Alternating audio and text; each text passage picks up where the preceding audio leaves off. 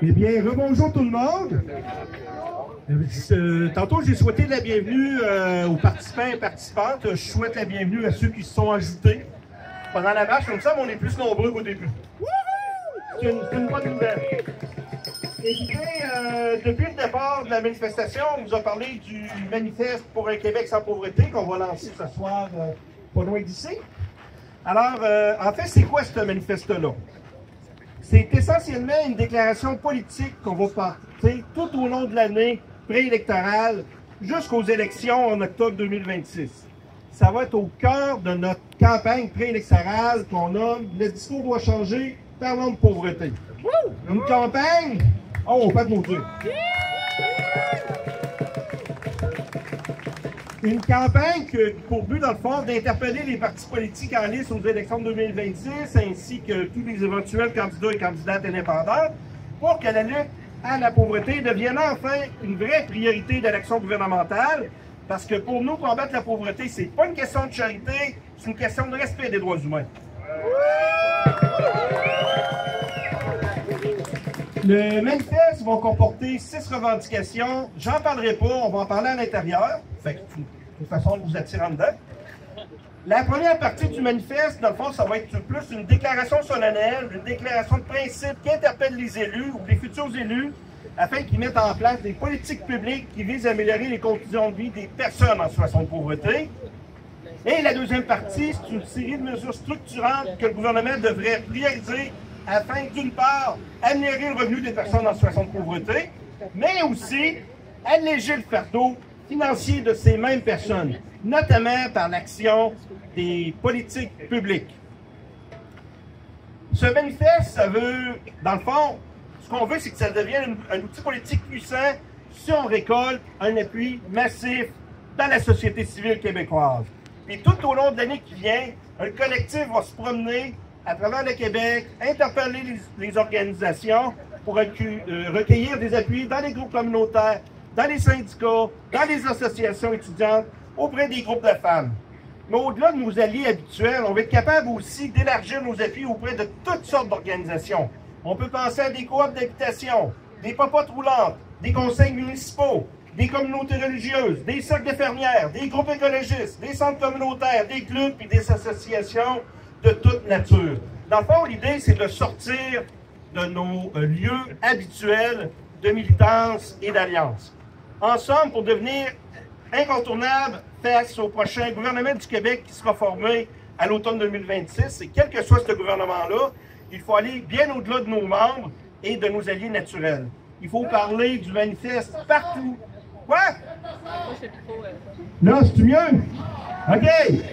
Dans le fond, il faut parler du manifeste partout où on est impliqué. Il faut le faire circuler, oui, sur les médias sociaux, mais aussi en format papier. On va avoir des affiches, on va avoir des tracts, on va avoir toutes sortes d'outils. Il faut en parler dans nos organismes. Il faut aussi en parler aux médias locaux, aux médias nationaux, aux futurs candidats et candidates, à nos élus locaux. On peut en parler aussi dans les municipalités. C'est un bon moment, c'est les élections municipales.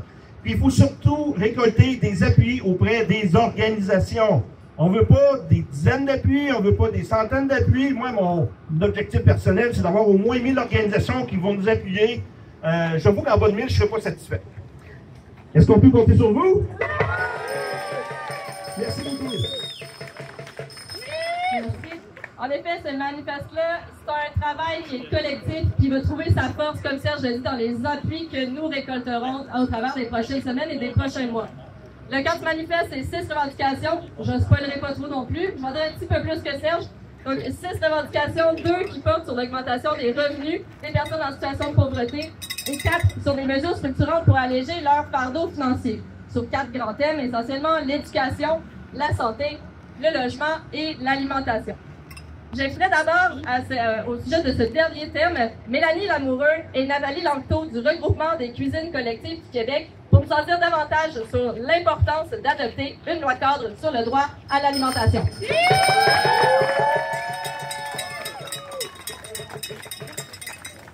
Bonjour. Pouvoir se nourrir de manière satisfaisante, c'est la base pour une vie agréable et la seule façon de pouvoir développer son plein potentiel. Le dicton dit « ventre affamé n'a pas d'oreille ». Pour bien réussir, bien grandir et bien vivre, il est essentiel de pouvoir manger à sa faim sans être obligé de mettre un genou à terre ou de devoir baisser le regard. C'est une question de dignité. Mère de 6 enfants et à faible revenu, j'ai commencé mon parcours comme bénévole dans un organisme d'aide alimentaire. Je participais à l'œuvre et en contrepartie, j'avais accès à des denrées alimentaires. C'était un échange, montant contre de la nourriture. Je me suis rapidement rendu compte que les distributeurs alimentaires étaient pour plusieurs comme un caillou dans le fond de leur chaussure.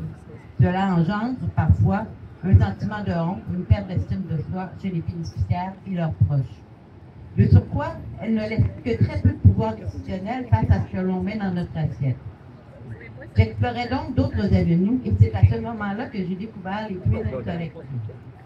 J'ai su à cet instant que le passage de l'aide alimentaire vers l'autonomie alimentaire deviendrait mon véritable cheval de bataille.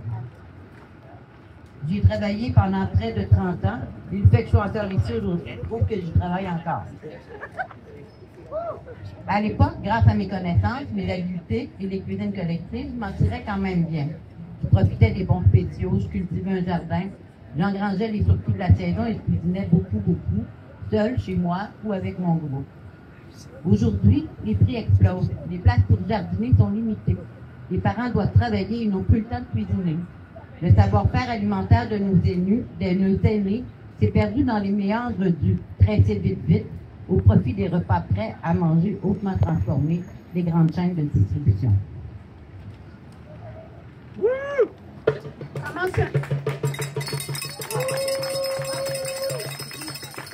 Comment se nourrir décemment avec les défis tels que l'augmentation faramineuse des prix en épicerie, l'ajout de tous les produits remplis d'additifs malsains pour la santé, la fermeture des petites épiceries du coin au profit des grandes surfaces, l'aménagement des quartiers commerciaux inaccessibles en transport en commun, l'emploi de pesticides, la perte de la biodiversité, la multiplication d'aliments introduits grâce aux accords de libre-échange, l'appauvrissement des sols dû aux monocultures pour la production de masse en vue de l'exportation au détriment de la population locale, ou l'exemple là, de ce matin de la Côte-Nord, là, que lui habite sur la Côte-Nord et il ne peut pas pêcher son homard. Donc, les populations locales n'ont pas accès aux produits de leur territoire. C'est vraiment une aberration. Donc, qui peut vraiment se nourrir et nourrir sa famille de façon satisfaisante en respectant ses valeurs et la planète? Il est temps, il est vraiment temps que le droit à l'alimentation sous toutes ses conditions soit vraiment un droit garanti pour tous et pour tous. La nourriture, ce n'est pas une marchandise.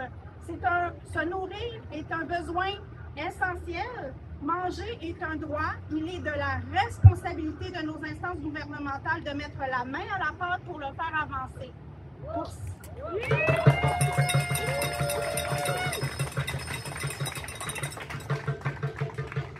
Pour cette raison, nous demandons que le droit à l'alimentation soit reconnu par l'adoption d'une loi cadre sur le droit à l'alimentation par le gouvernement du Québec.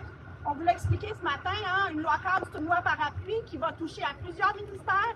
Et en ce sens-là, ça devient un outil puissant. Il faut vraiment qu'on le revendique. Il faut qu'on se mobilise, puis il faut qu'on l'obtienne, ce gain-là. Oh, c'est la prochaine fois. Non, la prochaine fois. Vous n'avez pas entendu? OK. C'est terminé.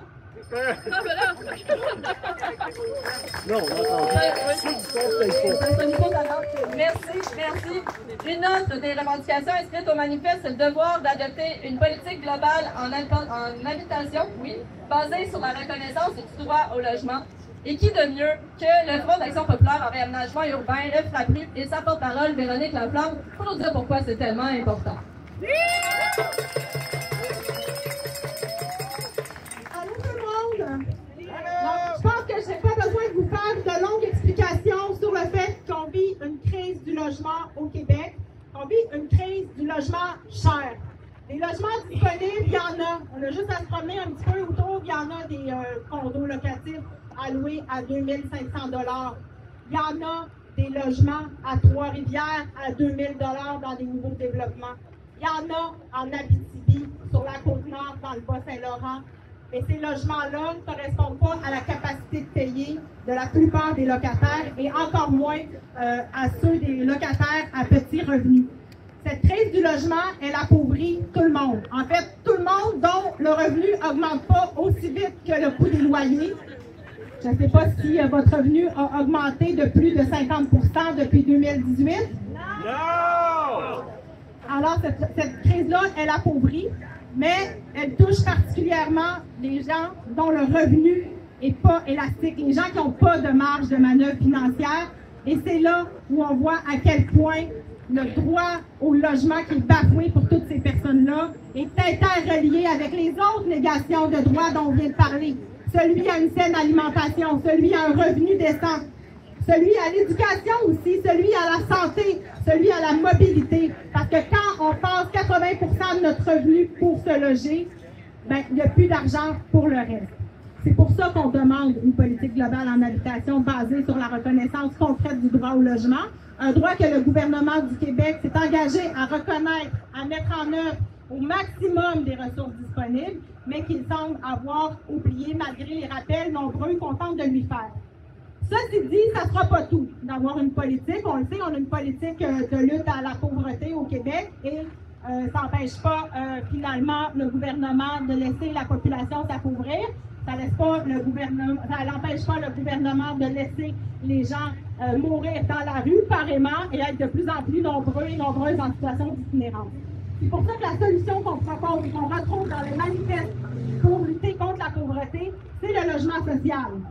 Il n'y a jamais eu un aussi large consensus au Québec en faveur du logement social.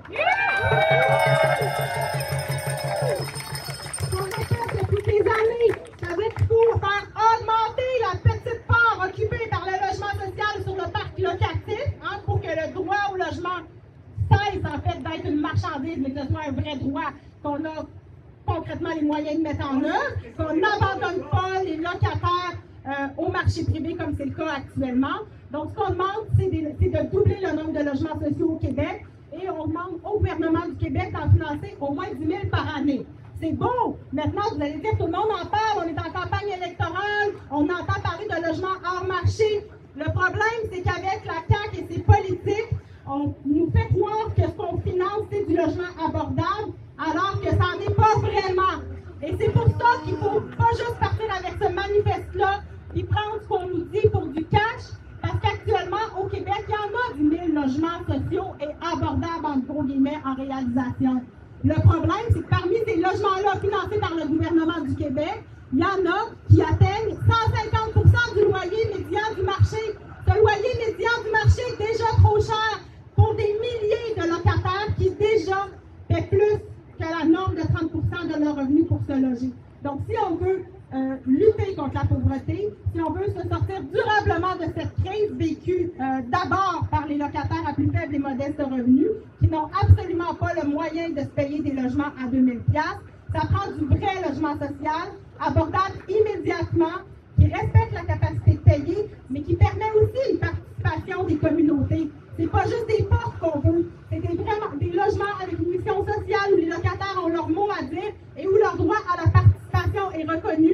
Et c'est ça qu'on est en train de perdre avec les politiques mises en place par la CAQ. Et c'est pour ça qu'il faut se battre pour du logement véritablement social. Et le manifeste pour un Québec sans pauvreté, ça va être un des moyens de se solidariser avec non seulement l'importance de véritables programmes sociaux comme celui de logement social, parce qu'on n'en a pas de véritables programmes sociaux de logement social actuellement, mais aussi avec les autres mesures qui sont indispensables pour renforcer notre filet social, comme un niveau d'aide sociale suffisant, un salaire minimum suffisant aussi pour sortir de la pauvreté, le droit à l'alimentation et toutes les autres politiques qui ont été nommées précédemment.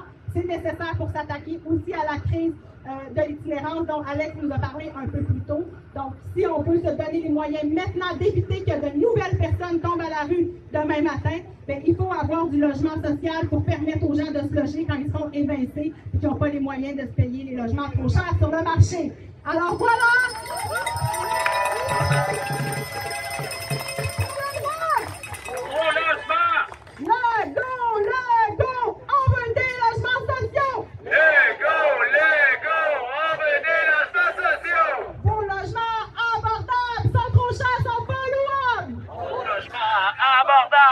Trop cher, sont pas favorables. Solidarité, tout le monde!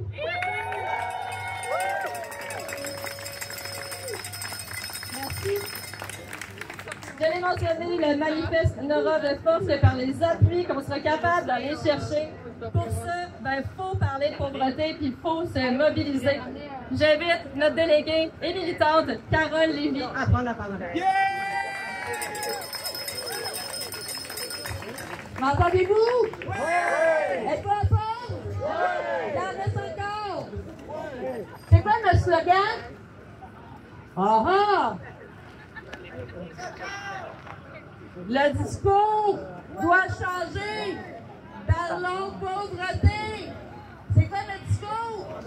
Le discours doit changer. Parlons de pauvreté. Bon, moi je suis bien stressée là, mais je ne veux pas répéter tout ce qui a été dit, mais je vais quand même nommer quelques petites choses que c'est des cris du cœur. Dans le fond, les soins de santé, l'option aujourd'hui, c'est d'aller au privé. Qui va soigner nos maux quand on est pauvre? Comment on parvient à devenir un professionnel? C'est quand on étudie.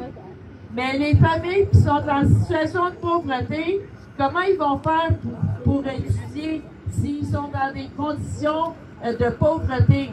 Fait que qui va faire notre relève? Il n'y en aura plus, il n'y en aura pas. Puis, là, j'ai fait plein d'affaires, puis là, je suis toute mêlée, mais c'est parce que j'ai entendu plein de choses, puis là, je ne veux pas répéter encore une fois. Mais là, l'important, c'est qu'on se mobilise, parce que c'est ensemble, on va aller plus loin ensemble que tout seul, puis plus vite. Fait que c'est important. Aujourd'hui, on va lancer notre manifeste, qu'on va vous dire où aller, puis à ce moment-là, ben, la fête va continuer pendant le 5 à 7. Là, je vais regarder mes notes. Là, vous m'énervez. T'es bonne! Dans le fond, le manifeste, c'est un outil pour réclamer au gouvernement de mettre en action pour améliorer les conditions de vie des personnes en situation de pauvreté. Donc, on est rendu pour aller au 5 à 7 et pour le dévoilement du manifeste, je passe la parole à Marie-Ève. Bon, merci infiniment pour votre participation, votre implication aujourd'hui. Merci à toutes les personnes qui ont pris la parole, les organisations, le RAPSIM, l'ADDS, l'OPDS, le RCCQ, le FRAPRU, on a ces abréviations, et Carole, évidemment. J'espère qu'on aura été entendu. Ce n'est que le début, le collectif pour un Québec sans pauvreté. On part en campagne préélectorale et en tournée à travers l'ensemble des régions du Québec pour la prochaine année. Donc, gardez l'œil ouvert sur nos réseaux sociaux pour voir quand on sera dans votre région. On sera, ce n'est qu'un début, en effet. On sera chez vous pour parler autrement de pauvreté et se faire entendre sans répit jusqu'aux prochaines élections provinciales. D'ici là, j'allais oublier, cette virée-là, cette tournée-là va prendre fin à Québec. Date très importante, le samedi 23 mai où se tiendra une grande manif nationale pour changer le discours et parler de pauvreté. Donc mettez ça tout de suite à votre calendrier. On va avoir besoin de vous, de votre présence et de votre voix pour qu'enfin le discours change. D'ici là, on a envie d'un 5 à 7, on a envie d'un vrai lancement de manifeste, n'est-ce pas? Donc, j'invite tout le monde à traverser. En fait, on s'en va juste là, à l'UQAM, sur le coin, là où il y a la fenêtre. Là. Donc, vous nous suivrez, en fait.